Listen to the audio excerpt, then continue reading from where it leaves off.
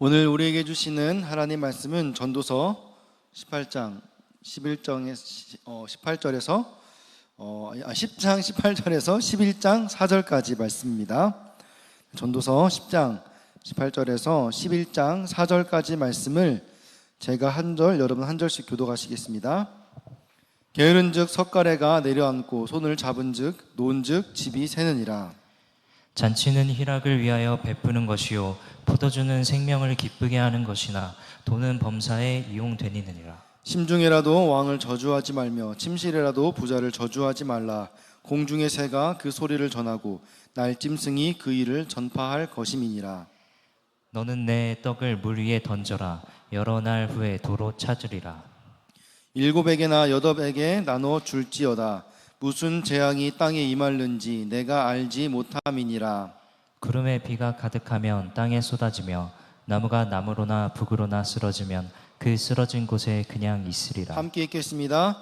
풍세를 살펴보는 자는 파종하지 못할 것이요 구름만 바라보는 자는 거두지 못하리라. 아멘. 우리 앞뒤 옆 사람과 이렇게 인사하겠습니다. 하나님 닮아서 참 멋지십니다. 하나님 닮아서 참 예쁘십니다. 네, 옆 사람하고 인사합시다. 네, 오늘은 우리 모두의 관심사인 돈에 대해서 이야기를 하려고 합니다. 여러분 돈 좋아하세요? 네, 저도 좋아합니다. 네. 그래서 오늘 우리 전도서 10장 18절에서 11장 4절까지의 말씀을 보면서 나만 좋아하는 게 아니라 돈에 관심이 많으신 하나님이란 제목으로 우리 말씀을 전하겠습니다. 여러분, 돈을 여러분 어떻게 생각하세요? 돈은 악한 것일까요? 돈은 세상적인 것일까요? 근데 성경은 그렇게 말하지 않고 있대요. 우리 히브리서 13장 5절 말씀 같이 한번 읽어보겠습니다. 시작. 돈을 사랑하지 말고 있는 바를 족한 줄로 알라. 그가 친히 말씀하시기를 내가 결코 너희를 버리지 아니하고 너희를 떠나지 아니하리라 하셨느니라. 아멘. 네. 성경은 돈을 사랑하는 것, 돈에 대한 욕심 이런 것들을 경계하라고 했지 성경에서는 돈 자체가 악하다라고 말하지 않아요. 하나님은 창조하실 때부터 이미 우리에게 물질 세계를 다 열어주셨거든요. 아담과 하와에게 여러분 선악과 외에는 그 모든 에덴 동산의 모든 것들을 다 누리게 하셨어요. 그러니까 사실 그거를 따지고 보면 다 돈이잖아요. 물질이잖아요. 우리 그런 것들 허락하시고 누리고 즐기고 먹고 마시고 다 허락하신 거예요. 인류 역사가 지나가면서 서로 물건도 교환하고 자연스럽게 화폐 경제가 생겨난 거 이런 것도 다 하나님이 허락하시는 거라 보면은 사실 이 돈도 누가 만드신 거예요? 하나님이 만드신 거죠. 하나님이 허락하신 거고. 그렇기 때문에 성경에서는 이 돈이나 그 물질 자체에 대해서는 부정적으로 말하기보다는 오히려 긍정적인 면이 더 많이 나와요. 오늘 말씀을 하나하나 좀 살펴볼 건데, 그래서 이 돈이 우리 삶에 꼭 필요한 수단이며 하나님 일을 하는데도 필수적인 요소라는 거예요. 교회가 어려운 사람을 도와주려면 뭐가 필요해요? 돈이 필요하죠. 그렇죠? 선교사를 많이 보려면 뭐가 필요해요? 돈이 필요하죠. 여러분이 누군가를 도와주려면 뭐가 필요해요? 돈이 필요하죠. 그러니까 우리가 무언가를 하나님을 위해서 영광을 돌리고 그 일을 하기 위해서는 결국 물질적인 것들이 따라오게 돼요. 왜냐하면 우리 삶에 필요한 것들이 그런 것이기 때문에. 사도 바울의 선교 여행에서도 이 물질 없이는 다 불가능했어요. 그래서 빌립보 교인들이 차례대로 여러 차례 사도 바울을 물질로 다 후원을 했거든요. 그래서 성경은 이 돈을 통해서 어떻게 하느냐, 이 돈을 아름답고 선하게 긍정적으로 잘 사용하면은 그 돈을 통해서 우리가 하나님과의 관계를 회복시킬 수 있고, 그리고 그걸 통해서 많은 영혼에게 유익을 줄 수 있다라고 성경은 가르쳐 주고 있습니다.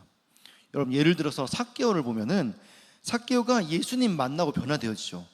그리고 나서 그 다음에 성경에서 삭개오에 대해서 어떻게 설명하나요?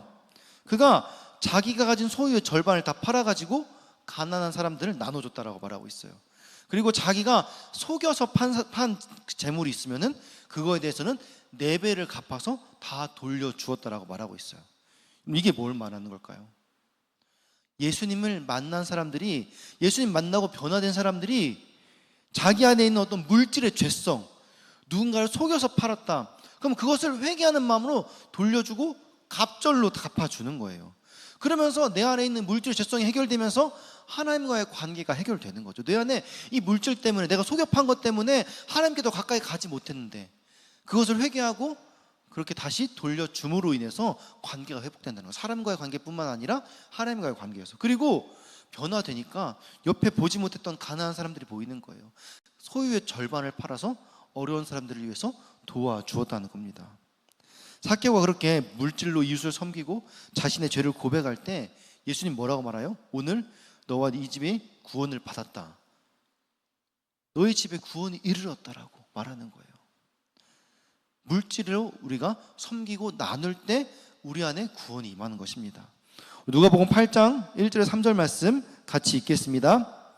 그 후에 예수께서 각 성과 마을에 두루 다니시며 하나님의 나라를 선포하시며 그 복음을 전하실새 12제자가 함께하였고 또한 악귀를 쫓아내심과 병고침을 받은 어떤 여자들 곧 7 귀신이 나간 자 막달라인이라 하는 마리아와 헤롯의 청지기 구사의 아내 요한나와 수산나와 다른 여러 여자가 함께하여 자기들의 소유로 그들을 아멘. 예수님도 사역하실 때 12제자뿐만 아니라 그 주변에 부유한 여인들이 예수님의 사역을 후원했다라는 거예요. 많이 나왔죠. 막달라 마리아, 또 요한나, 수산나, 그 외에 다른 여러 여자들이 자기들의 소유를 팔아가지고 예수님의 사역을 도왔다는 거예요. 그리고 예수님의 무덤을 준비했던 아리마대 요셉, 그 사람도 굉장한 부자였어요. 그래서 예수님의 관을 굉장히 좋은 걸로 무덤을 준비해 주었어요. 사도 바울을 도왔던 루디아라는 여인이 있었는데 그 자색 옷감 장수라고 소개되어 있거든요. 근데 그 당시에 이 자색 옷감이란 건 왕족이나 귀족들이 입는 옷이었어요. 그러니까 굉장히 고급 옷감을 팔았던 거예요. 그러니까 지금으로 말하면은 명품 딜러, 돈이 굉장히 많았겠죠. 그런 여인이 그 사도 바울도 후원했고, 그리고 루디아의 집에서부터 시작된 게 빌립보 교회예요.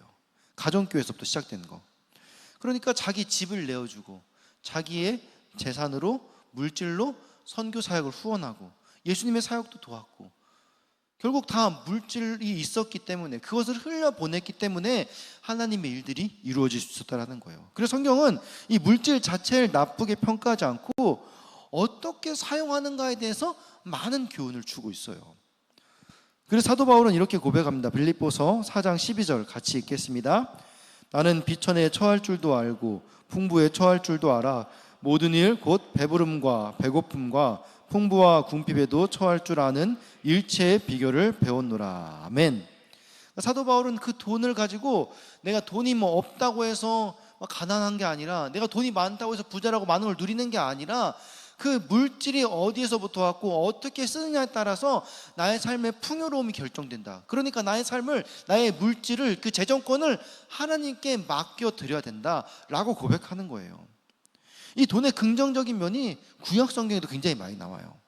실제로 우리가 알고 있는 믿음의 사람들 누구 있어요? 아브람, 이삭, 야곱, 다윗, 솔로몬, 이런 사람들 다 부자였어요. 그 성경에 보면은 창세기만 보더라도 막 아브라함이나 이렇게 나오잖아요. 막 이삭, 야곱 나오잖아요. 막 몇천 마리씩 막 데리고 다니잖아요. 그 가축들을. 그리고 심지어 밑에 종도 많이 부려요. 그러니까 부자였던 거예요.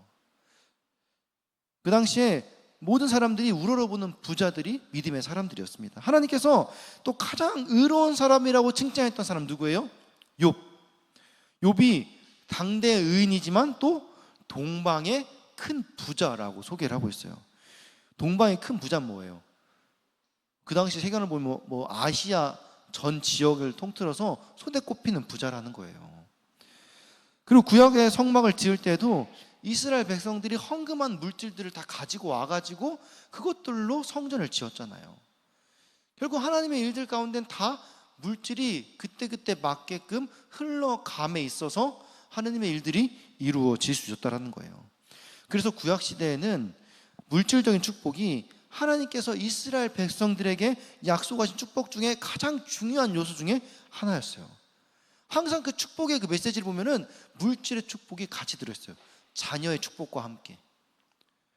그래서 구약의 지혜서 말씀들에서도 이 돈에 대해서 굉장히 긍정적인 영향에 대해서 많이 가르치고 있습니다. 우리 보통 돈 하면은 자본주의 사회에서 돈이면 다 된다.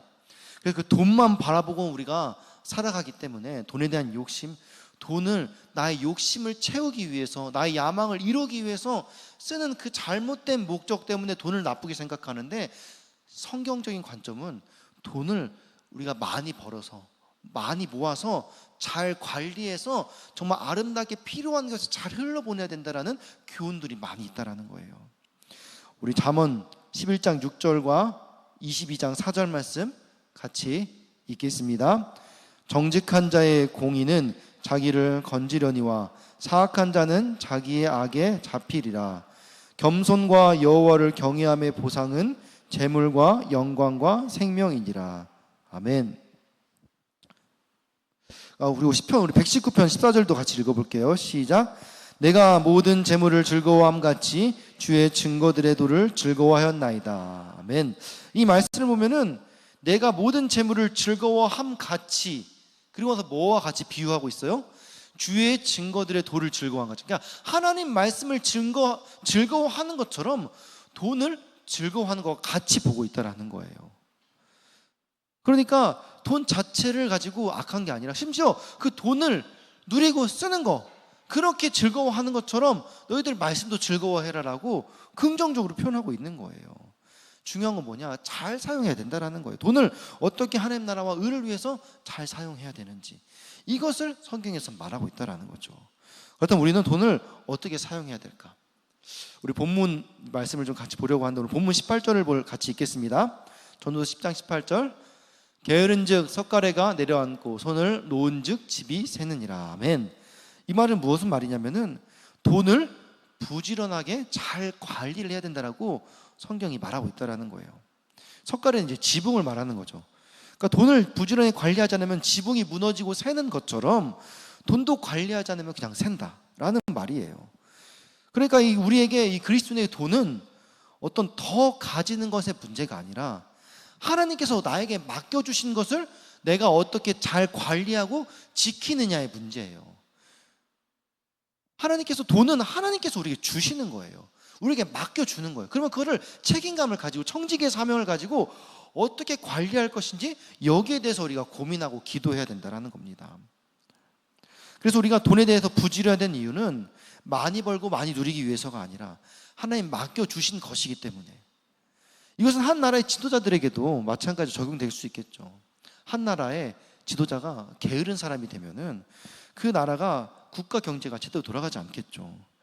국가의 재정 전체가 정말 필요한 곳에 흘러가야 되는데 그렇지 못하고, 제대로 거둬야 되는데 거두지 못하고, 부지런하게 이 돈을 잘 관리를 해야 되는데, 잘 흘러보내야 되는데 부지런하지 못하고 게으르면은 나라가 망하는 것처럼, 우리에게 맡겨준 재정도 우리가 부지런하게 관리하지 못하면은 집이 새는 것처럼 우리의 물질이 다른 데로 셀 수 있다라는 거예요. 우리의 개인의 삶도, 우리의 가정도, 하나님 나라도 그렇게 게으른 그리스도인들에게 맡겨지면은 그것이 제대로 운영될 수 없다라는 것입니다. 두 번째는, 돈은 우리 인생의 안정을 위해서 사용해야 합니다. 본문 19절 말씀 같이 읽겠습니다. 잔치는 희락을 위하여 베푸는 것이요 포도주는 생명을 기쁘게 하는 것이나 돈은 범사에 이용되느니라. 아멘. 잔치와 포도주는 희락과 기쁨을 위한 건데, 돈은 뭐라고 말하고 있어요? 범사를 위한 것, 우리의 삶을 위한 거라고 말하는 거예요. 그러니까 돈이, 쾌락과 즐거움은 포도주하고 잔치인 거고, 돈이 쾌락과 즐거움이 아니라는 거예요. 돈은 내 생계를 유지하기 위해서 필수 수단으로 가지는 것이지, 내가 무언가를 즐기고 내 만족을 위해서 돈을 쓰지 말라는 거예요. 사실 돈이 굉장히 중요하죠. 왜냐하면 삶의 영역에서 필요한 것들이 많이 있기 때문에. 여러분, 학교 등록금도 필요하죠. 차가 고장나면은 또 차를 고쳐야 되고, 집이 고장나면 집도 고쳐야 되고, 여러분 아프면은 여러분 몸도 고쳐야 되고, 삶에 크고 작은 문제들이 있으면은 사실 자본주의 사회에서 다 돈으로 해결해야 됩니다. 그러니까 그 돈을 우리의 삶에 필요한 부분에 쓰기 위해서 그동안 잘 관리해 둬야 되는 거예요. 내가 뭔가를 더 이루고 싶고, 더 누리고 싶고, 더 즐기고 싶고, 쾌락을 위해서 돈을 모아두는 것이 아니라, 예수님께서 세상 사람들이 먹고 살 것을 걱정하는데 뭐라고 말씀하시면 하나님께서도 우리의 그런 필요를 이미 다 알고 계신다라고 말하고 있어요. 그러면서 우리의 삶을 우리보다도 더 잘 알고 있기 때문에 돈 하면서 돈만 목적으로 바라보지 말고 그 모든 염려를 다 하나님께 맡기라고 말씀하는 거예요. 단순히 돈이 나쁜 것이기 때문에 돈을 외면하라는 것이 아니라 돈 때문에 하나님을 바라보지 못하는 그런 연약함에 대해서 우리가 잘 생각하고 돈을 정말 내 삶에 필요한 것들로 가지고 그걸 가지고 돈 문제를 하나님 앞에 맡기라는 거예요. 돈 문제를 가지고 하나님께 나아오라는 거예요. 하나님 앞에 나온다는 것이 곧 하나님께 맡긴다라는 것이겠죠. 세 번째 가르침은 돈에 대해서 불평하지 말라는 겁니다. 우리 본문 20절 같이 읽겠습니다. 심중에라도 왕을 저주하지 말며 침실에서라도 부자를 저주하지 말라. 공중의 새가 그 소리를 전하고 날짐승이 그 일을 전파할 것임이니라. 아멘. 20절 말씀 보면은 뭐라고 나와 있냐면 왕과 부자를 저주하면은 언젠가 그 저주의 말이 돌고 돌아가지고 그들에게 들어가서 큰 화를 당한다, 이런 말씀이잖아요. 그러니까 이 말씀을 들어보면 이게 돈 많은 사람 함부로 건들면 안 되겠구나, 돈 많은 사람들 함부로 저주하면 안 되겠구나, 이런 충고처럼 들릴 수 있어요.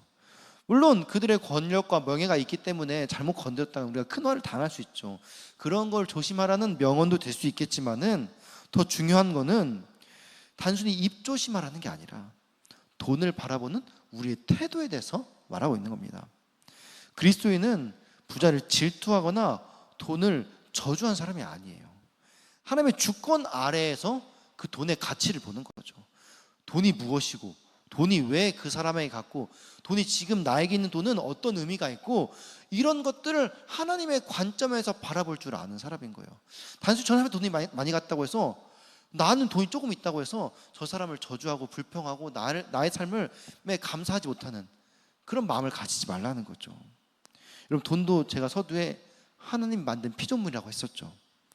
그래서 이 돈이 불의하게 쓰이거나 때로는 불평등하게 주어져도 그 자체를 저주하기보다는 하나님이 왜 그 돈을 그 사람에게 주셨는가, 왜 지금 나에게 있는 돈이 나에게 주어졌는가, 이것을 생각해 보아야 된다는 거예요. 여러분, 달란트 비유 아시죠? 주인이 종에게 달란트를 맡깁니다. 몇 달란트씩 맡기죠?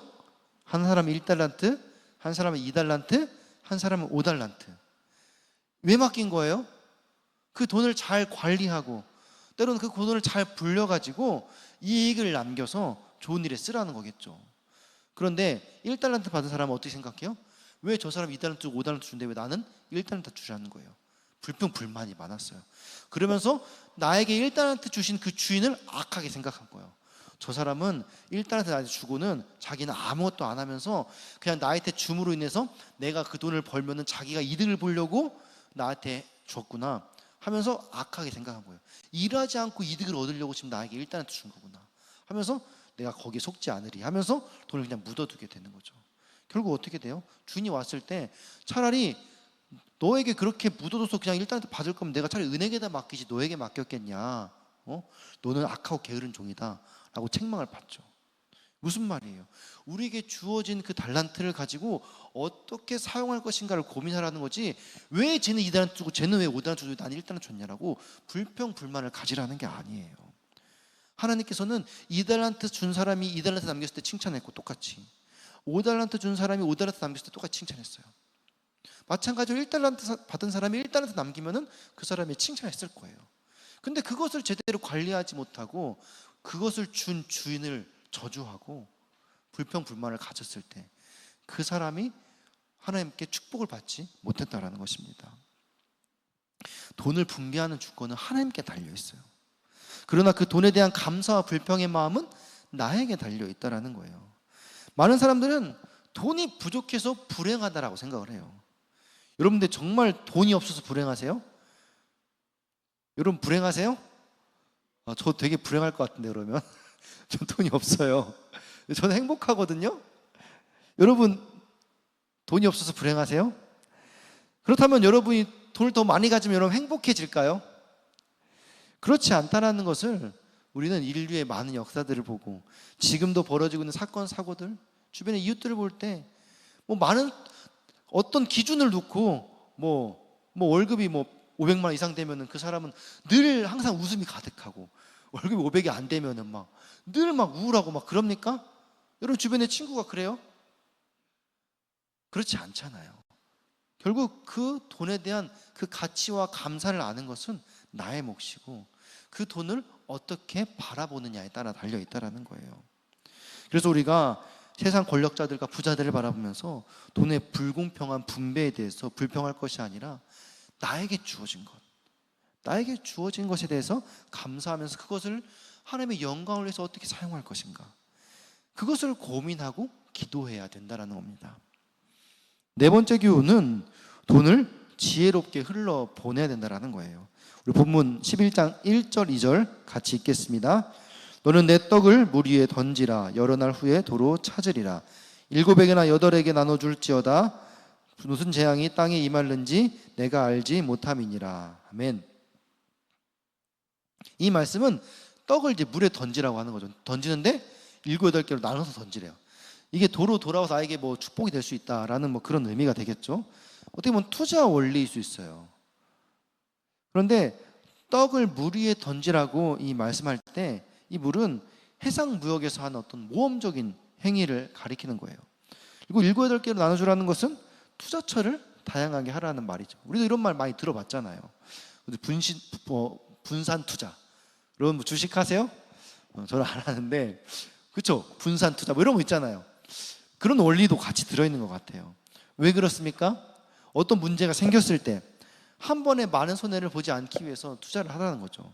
오늘 말씀이 단순히 그 돈을 불리기 위한 투자 원리를 지금 설명하는 걸까? 그건 아니라는 거죠. 물에 던지라는 건 모험적인 행위처럼 손해보는 일도 맞겠지만은 더 중요한 건 우리의 물질을 믿음으로 뿌리라는 거예요.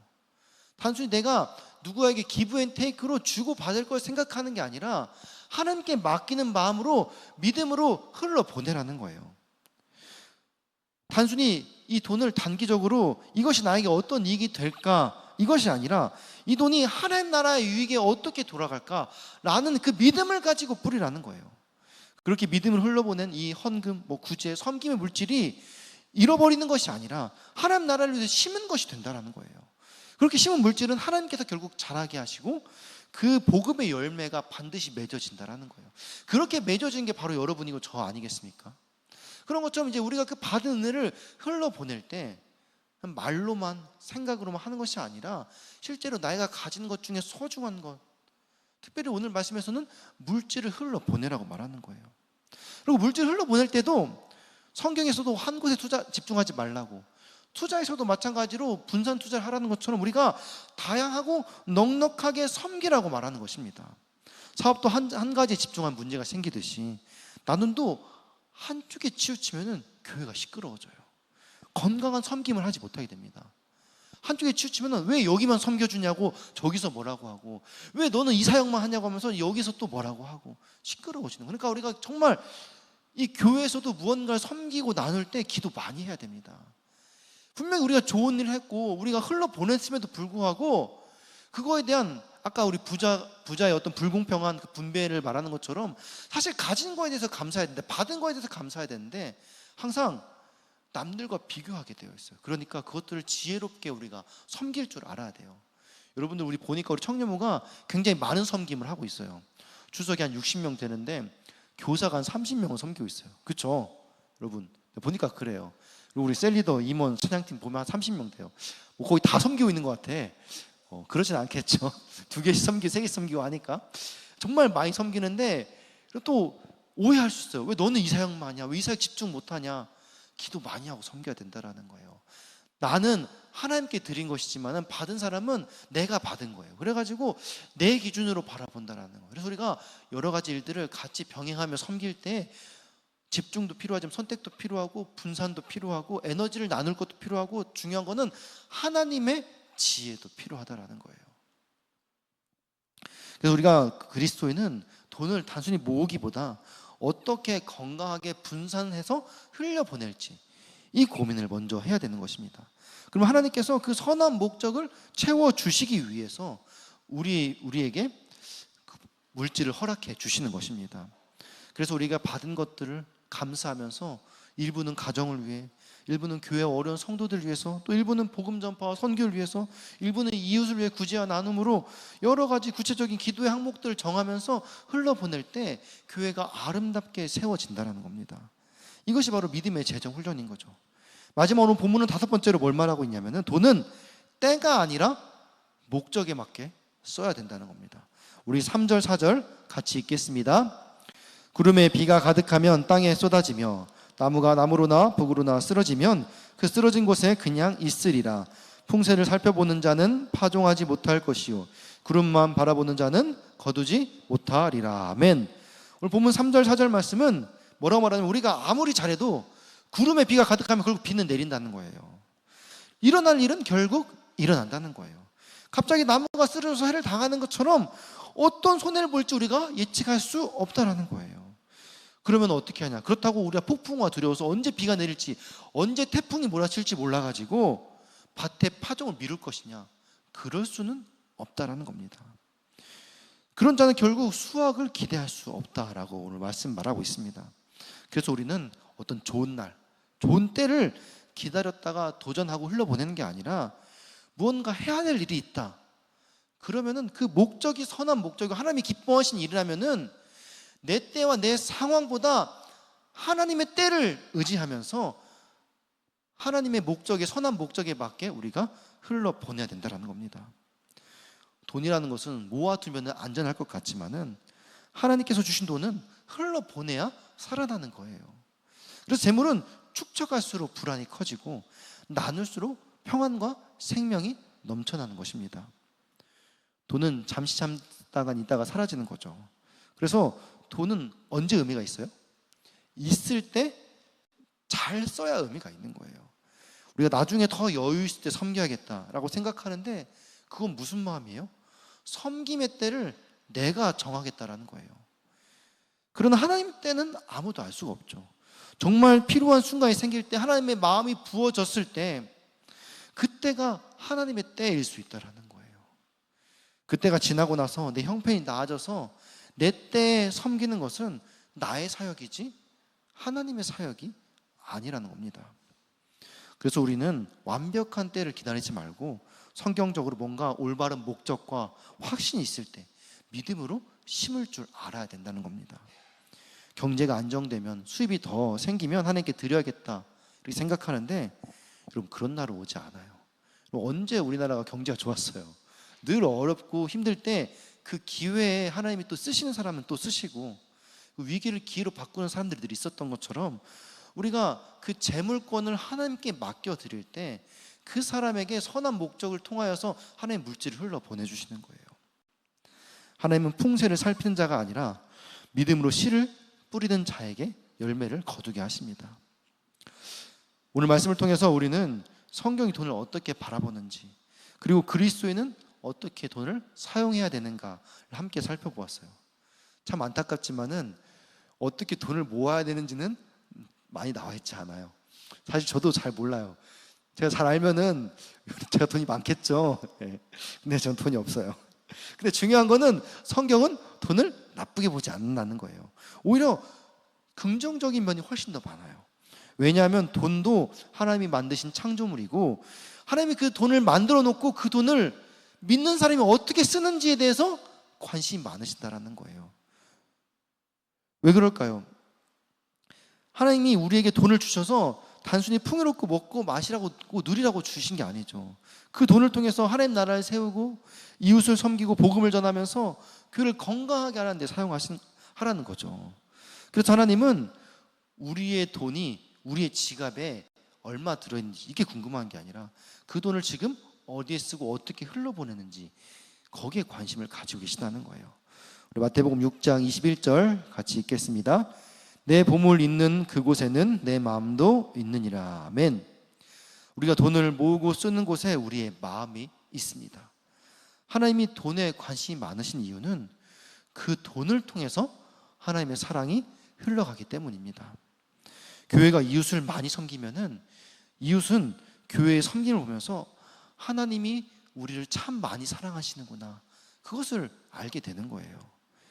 그래서 우리는 우리에게 주어진 돈을 통해서 먼저 그의 나라와 그의 의를 구하면 그 선한 목적을 위해서 하나님께서 구하지 않은 것까지 채워주신다는 그 믿음을 가지고 나아가야 될 줄 믿습니다.